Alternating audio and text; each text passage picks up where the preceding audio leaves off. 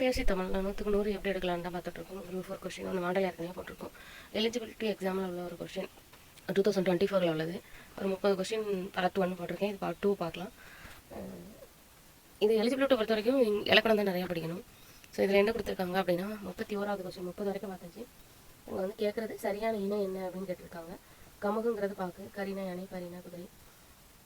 Next என்ன கொடுத்துருக்காங்க அப்படின்னு பார்த்துட்டிங்கன்னா சரியான பிழைத்திருத்தல் என்னங்கிறதுக்கு வந்து சரியான ஒருங்கிறதுக்கு வந்து நகரம். இது ஒரு ஒருமைப்பன்மை பிழை. அதுக்கப்புறம் சரியான விடையை தேர்ந்தெடுத்தல் கொடுத்துருக்காங்க. இதுவும் அதே ஒருமைப்பன்மை தான்.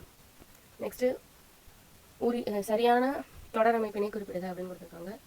தமிழர் பண்பாட்டில் வாழை இலைக்கு தனித்த இடம் உண்டு. இது 2024 தான் கொடுத்துருக்காங்க. ஆனால் இது 22ல் கேட்காங்க, 23ல் கேட்காங்க, 24லையும் கேட்டிருக்காங்க. நெக்ஸ்ட்டு பொருத்தமான பொருளை தேர்வு செய்தல். சிலப்பதிகாரம் எவ்வகை பாவில் அமைந்துள்ளதுன்னு சொல்லியிருக்காங்க. அகவர் பாலாக தான் அமைஞ்சிருக்கும். இது பாவு ரிலேட்டடாக கேட்டிருக்காங்க. இதுவுமே இலக்கணம் தான்.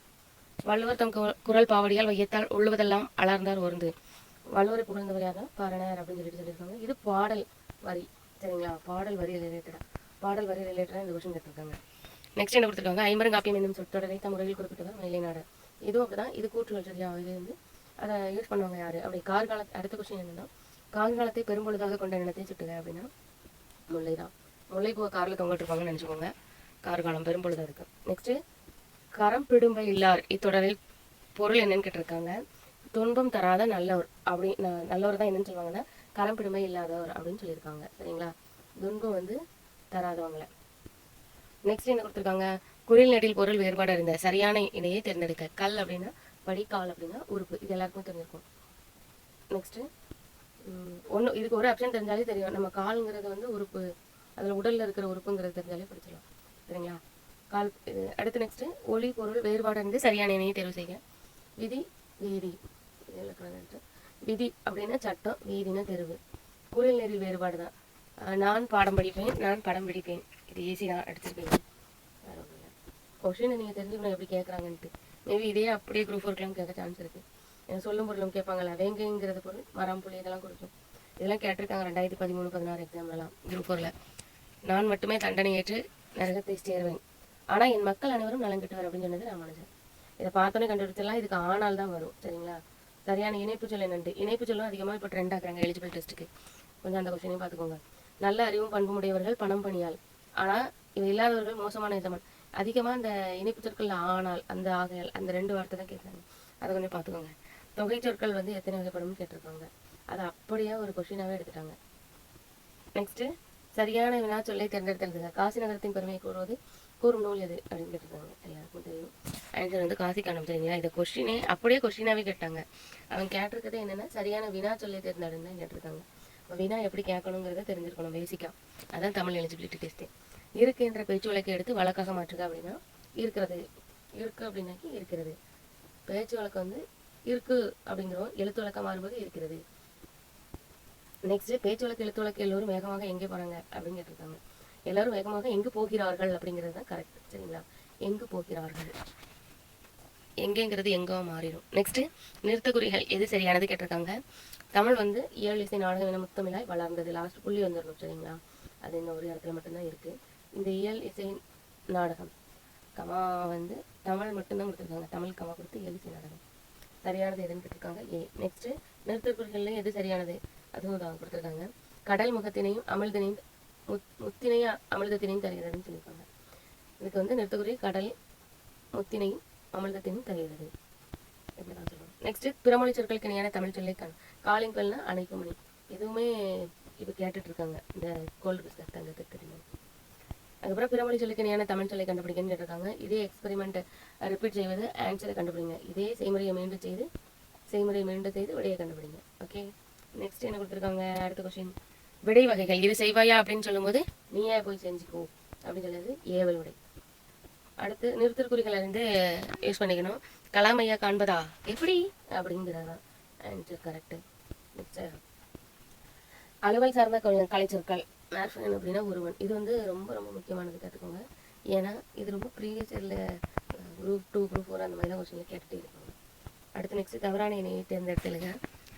தவறு மிச்சம் எல்லாமே கரெக்டு தான். டாக்குமெண்ட் அப்படின்னா தானே ஆவணம்னு வரும். கன்சுலேட் துணை தூதரகம் இதெல்லாம் கரெக்டு, இது மட்டும் தப்பு. மணி நேரம் பணம். ஊமைகளால் விளக்கப்பெறும் பொருட்களுள் பொருந்தாததை தேர்ந்தெடுத்து. அப்போ விழலுக்கு இறைத்த நீர் வந்து வீணா போகும், பயனுள்ள செயலாக இருக்காது. பசுமரத்தாணி போல எழுதி புரியுது, உடலும் இரும்பல மனமத்த நட்பு, கிணற்று தவளை போல உலகம் அறியாமை, இது வராது. சரிங்களா? நெக்ஸ்ட் ஊமையால் விளக்கப்பெறும் பொருத்தமான பொருளை தேர்ந்தெடுத்தது. எலியும் பூனையும் போல அப்படின்னு இருக்காங்க. இது எலியும் பூனையும் அப்படியும் பகையில தான் இருக்கும். சரிங்களா? எலியும் பூனையும் பகைமை.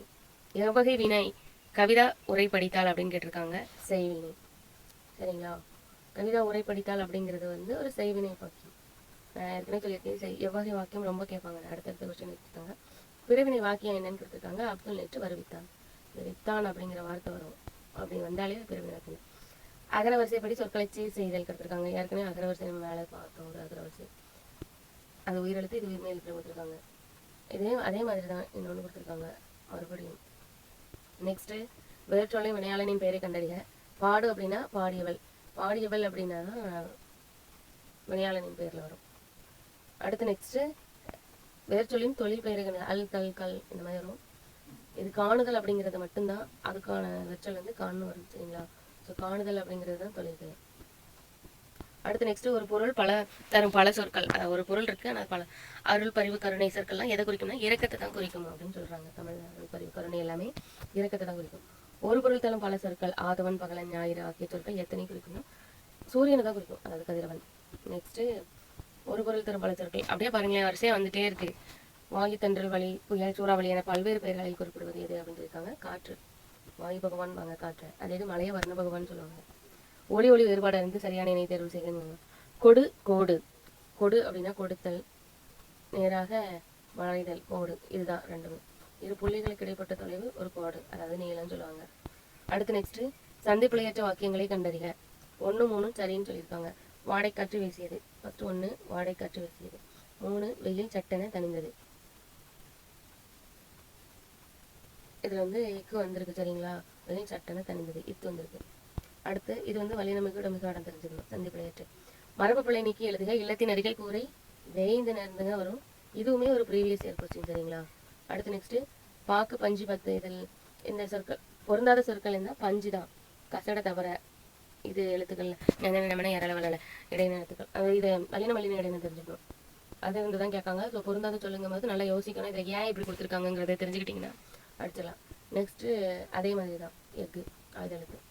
அடுத்து நெக்ஸ்ட் வானம் வளர்ந்தது என்னன்னு சொல்லி பிரிக்கிறது கிடைக்குது. வானம் ப்ளஸ் அளந்தது, வானம் ப்ளஸ் அளந்தது. ஏற்கனவே ஒரு பொறுத்துக போன பாட்டில் பார்த்தோம், இப்போ ரெண்டாவது ஒரு பொறுத்துக்கு வந்திருக்கு. நெக்ஸ்ட் என்ன கொடுத்துருக்காங்கன்னா கைப்பொருள் என்னும் சொல்லி பிரிக்கிறது கிடைப்பது என்னன்னு கொடுத்துருக்காங்க. கைப்பொருள் என்னும் சொல்லி பிரிக்கிறது கிடைப்பது கை பிளஸ் பொருள். அதே அடுத்த திருக்குறள். சரி, அடுத்த பொறுத்துக. என்றென்றும் என்னும் சொல்லி பிரிக்கிறதுங்களுக்கு என்றென்றும். 4வது கொஸ்டின். அடுத்து என்ன கொடுத்துருக்காங்க? வாசல் அலங்காரம் என்னும் சொல்லி சேர்க்கிறது கிடைப்பது வாசல் அலங்காரம். இது வந்து எல்லா எக்ஸாம்லையும் கேட்குறாங்க, ரொம்ப ரொம்ப முக்கியமானது, கேட்டுகிட்டே இருக்காங்க.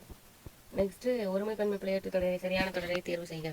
இவை பழங்கள் அல்ல அப்படிங்கிறது தான் சரியான சொல். சரிங்களா? நெக்ஸ்ட்டு சொல்லும் பொருளும்.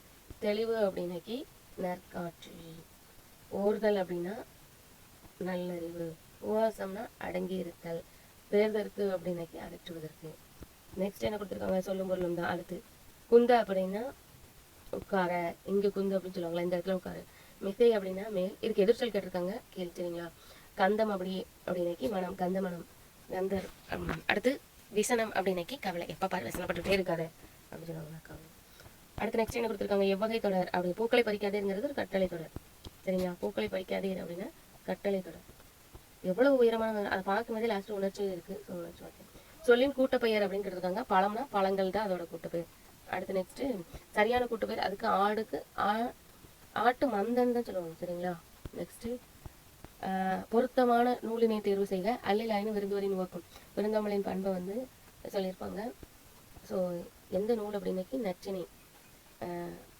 அல்லுனா இரவு, அல்லும் பகலும், அல்லுனா இரவு அப்படி ஞாபகத்தில் வச்சுக்கோங்க. நீ நைட்டே வந்தாலும் நாங்கள் உனக்கு நல்ல சோறு தான் போடுவோம், நச்சினை. அடுத்து சைலண்ட் சோயில் அப்படின்னா கலர் நிறம். அடுத்து நெக்ஸ்ட் கலைச்சொற்கள் இருக்குல்ல. ஏசியன் லிட்ரேச்சர் அப்படின்னாக்கி பண்டைய இலக்கியம். இது ரொம்ப ரொம்ப முக்கியமானது. எபிக் லிட்ரேச்சர்னா காப்பி இலக்கியம்.